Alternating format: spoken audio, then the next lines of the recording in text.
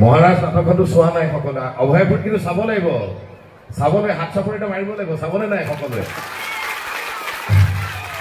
কৈছিল আচল নাম মুন্না কেৰেক্টাৰ দিবানা যাক দেখিলে অসুৰেও কৰে লাজ বিপদ আহিলে এটাই আৱাজ মহাৰাজ কিয়া বাত ধন্যবাদ পুনৰ সকলো শিশুকে মই মৰম জনাইছো তোমালোক ভাল মানুহ হয় স্কুলৰ সন্মানটো ৰাখিব লাগিব তোমালোকে ইমানখন ভাল স্কুলত ইয়াত পঢ়িছা চিলাৰে জাতীয় বিদ্যালয়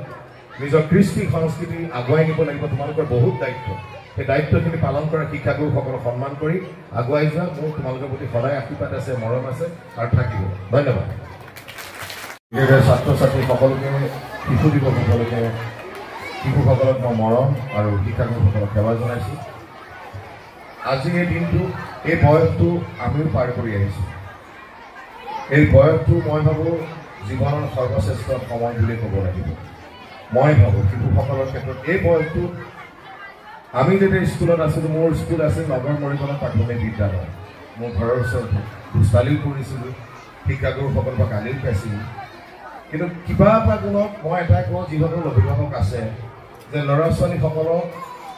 নম্বৰতকৈ মানুহ হ'বৰ কাৰণে চেষ্টা কৰিব লাগে অভিভাৱকসকলৰ ওপৰত যে নম্বৰ কম পাইছোঁ বা বেছি পাইছোঁ সেইটো নহয় চবতকৈ ডাঙৰ কথা এজন ভাল নাগৰিক হৈ দেশৰ কাৰণে কাম কৰিব লাগিব প্ৰথম কথা মই যেতিয়া প্ৰথম প্ৰিন্সিপাল ছাৰ আমাৰ শিক্ষক আছিল বাইদেউ ঢুকালে মোৰ সৰুৰ পৰাই প্ৰত্যেকজন ল'ৰা ছোৱালীৰ মাজত কিবা নহয় কিবা এটা প্ৰতিভা থাকে সেইটো উলিয়াই অনাৰ ক্ষেত্ৰত মই ভাবোঁ অভিভাৱকসকলে যথেষ্ট অৰিহণা জোৰ কৰি যে তই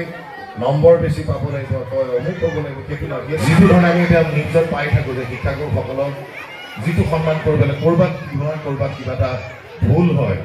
এই ভুলবিলাক যাতে নহয় আজিৰ দিনটোৰ পৰাই মই এটাই কওঁ ছাত্ৰ ছাত্ৰীসকলক ভাল মানুহ হ'বৰ কাৰণে চেষ্টা কৰা পিতৃ মাতৃক সন্মান কৰিব লাগে শিক্ষাগুৰুসকলক সন্মান কৰি আগুৱাই যাব লাগিব মই বিশেষ নকওঁ মই তেনে এটা সংলাপ কওঁনে মই এটা থিয়েটাৰ কৰি আছোঁ নহয় আপোনালোকে চাইছে নাই থিয়েটাৰ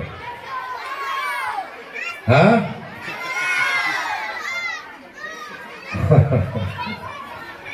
ইয়াতে মহাৰাজ